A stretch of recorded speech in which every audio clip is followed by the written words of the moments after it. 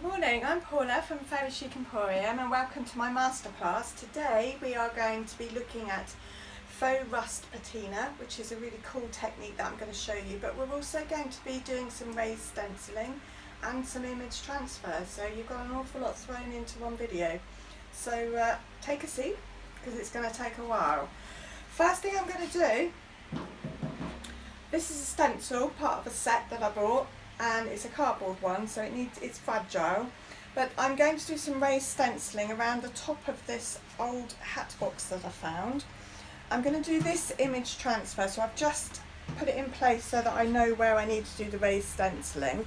Now obviously this is circular and this is oval shaped, so I'm going to make this work by cutting out the section.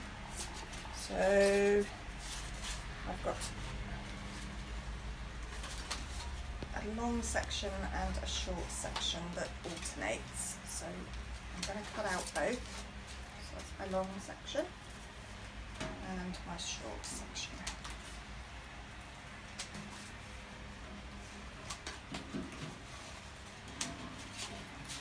Okay, so that's my first bit.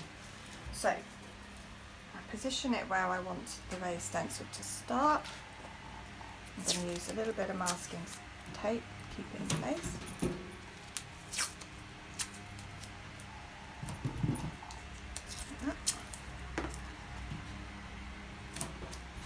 Right, and then I've got some paste. There's lots of different makes out there. I don't think any are better than others. I'll probably use grout. And this just happens to be what I've got in my cupboard.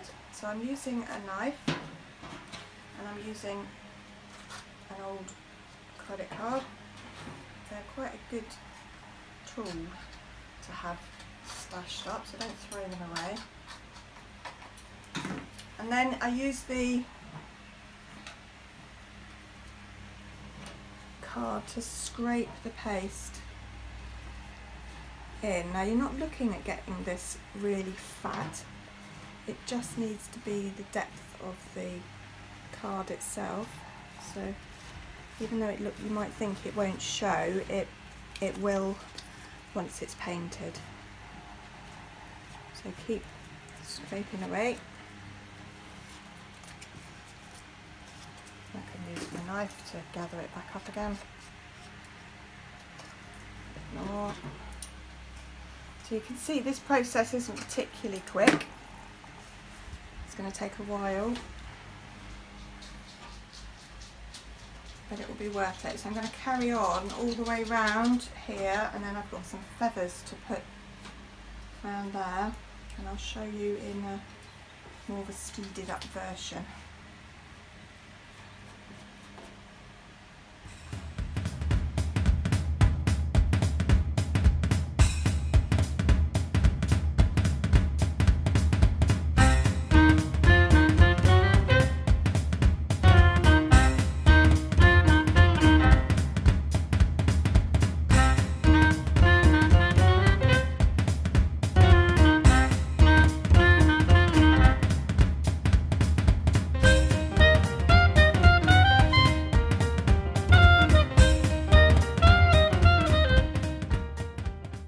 Right, so I've completed the raised stenciling. I didn't show you every last bit of it because you could see how I was doing it.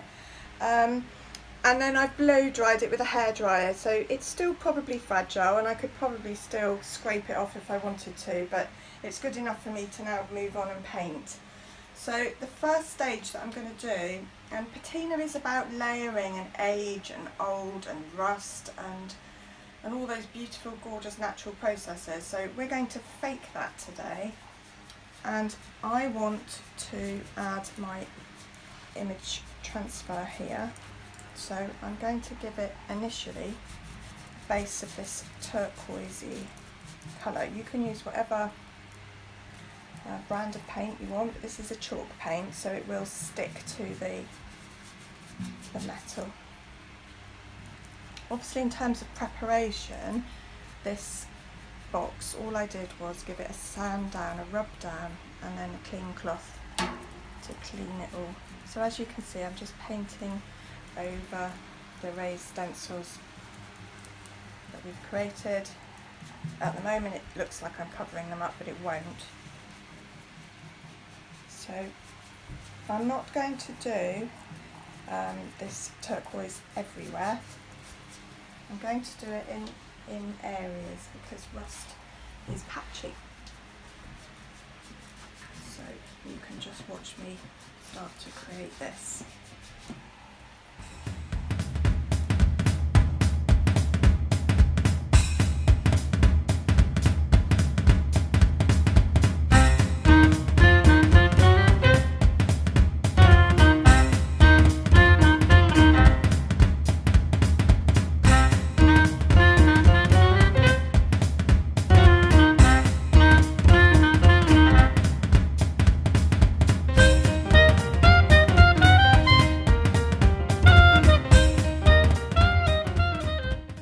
So my next stage is to get my little image transfer on. I have scribbled on the back with pencil, and I'm just going to give this area where it's going to be a coat of sealer because it will help the transfer stand out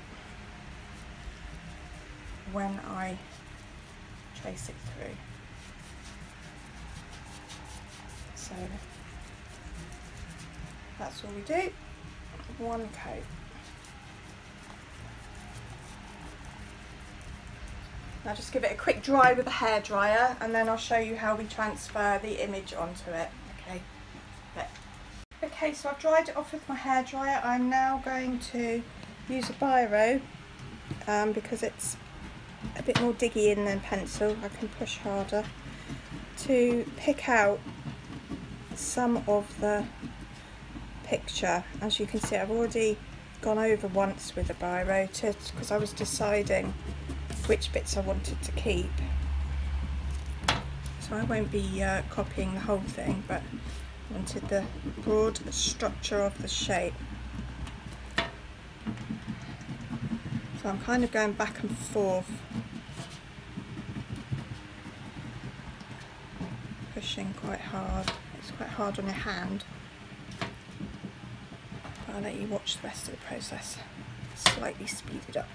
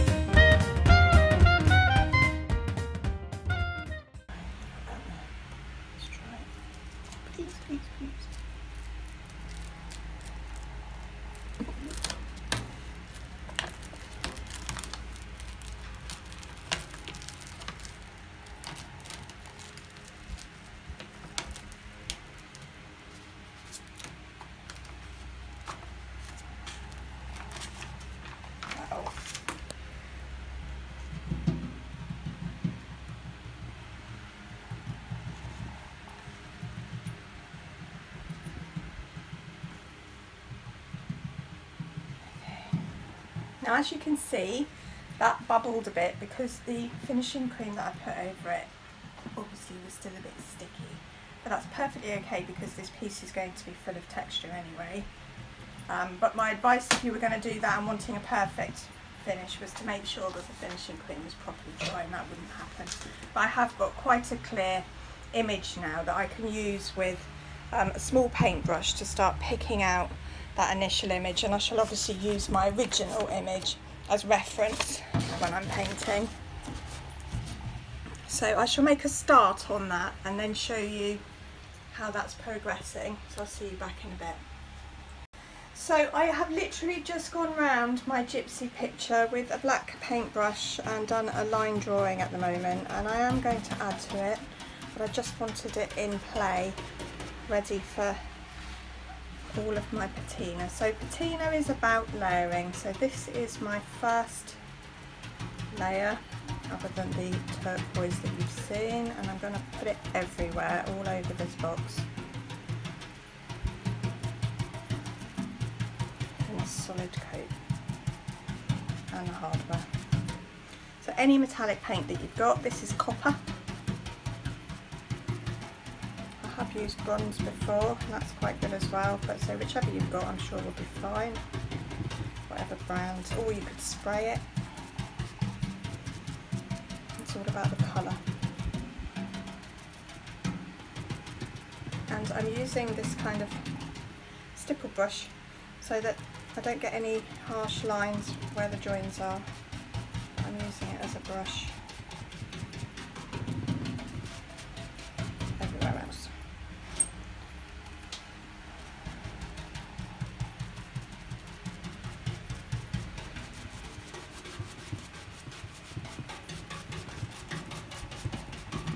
Okay.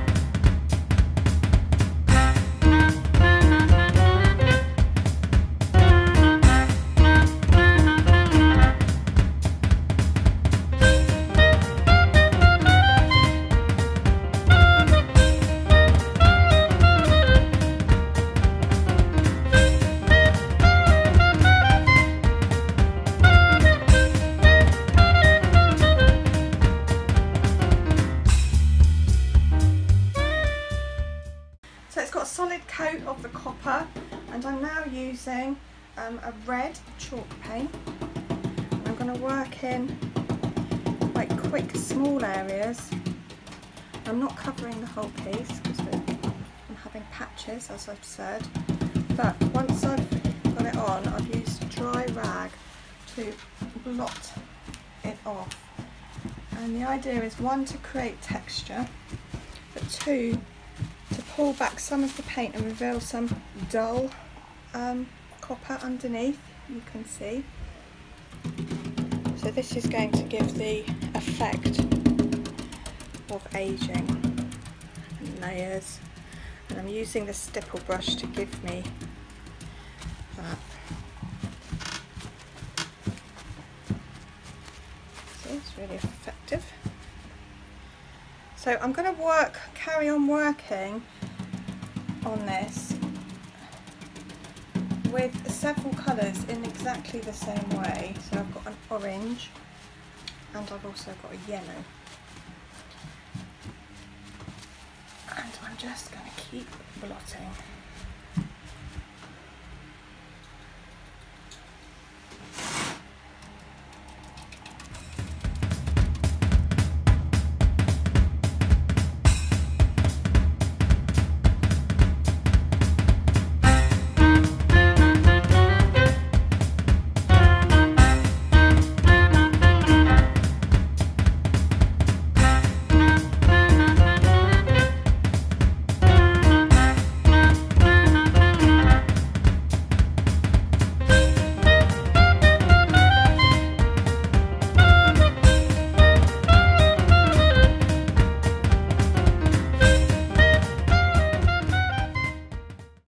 So I'm now on to my second colour, the orange, third if you count the turquoise, and again I'm just carrying on blotting, and I'm not really being that picky or careful about whether it goes over two colours or one colour. I'm blending it all in, and in fact when I've got a bit of a dry rag I'm going back over. Can you see the lovely detail that's come up on that corner just from a little bit of dry blotting?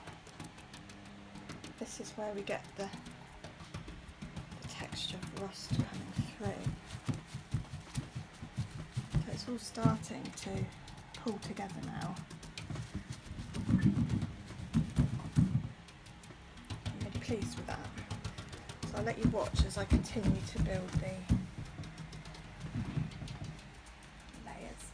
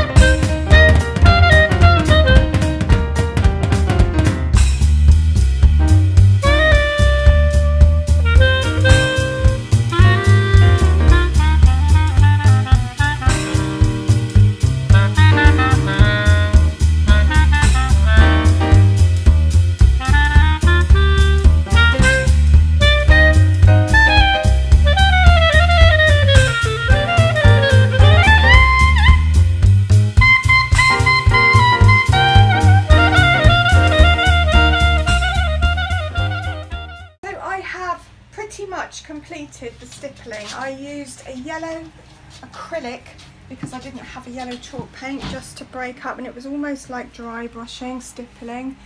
And as you can see, there's a mishmash of all the colours absolutely everywhere. And then I've used sandpaper to sand back, and look where the blue was underneath, it's revealed some of the leaves, which looks really cool, I think. So now what I'm going to do, and this might seem a bit bizarre after all that colour, is kind of bring all the colours back together by washing them, fading them out a bit, because they look a bit too bold. So I have mixed up water and white chalk paint as a very thin wash, probably about 50-50, and then I'm simply going to paint my wash, and while it's still wet, again this blotting technique, and it's going to really bring out the faux rust that we're talking about.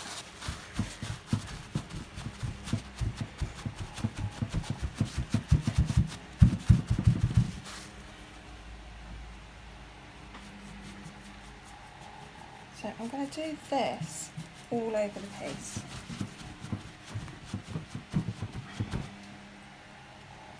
I'm quite happy with my lady now because she's sort of faded in as if she was there a long time ago. That's what I wanted.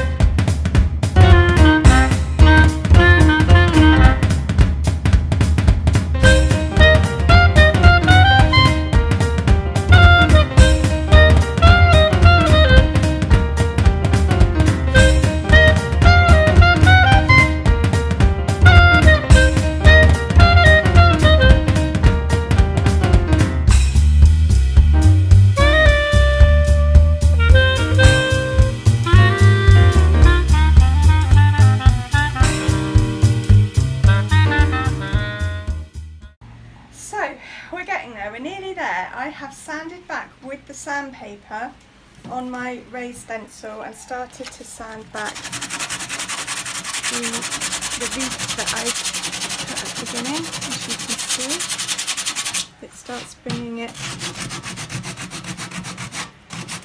out so that you can see it. It's subtle, but that's what we want.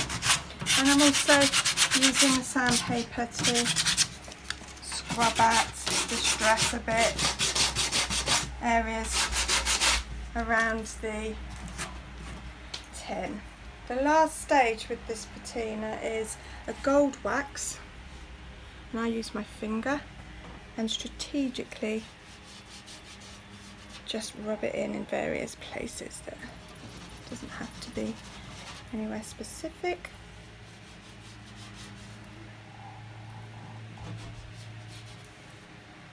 Just think this finishes it off lovely.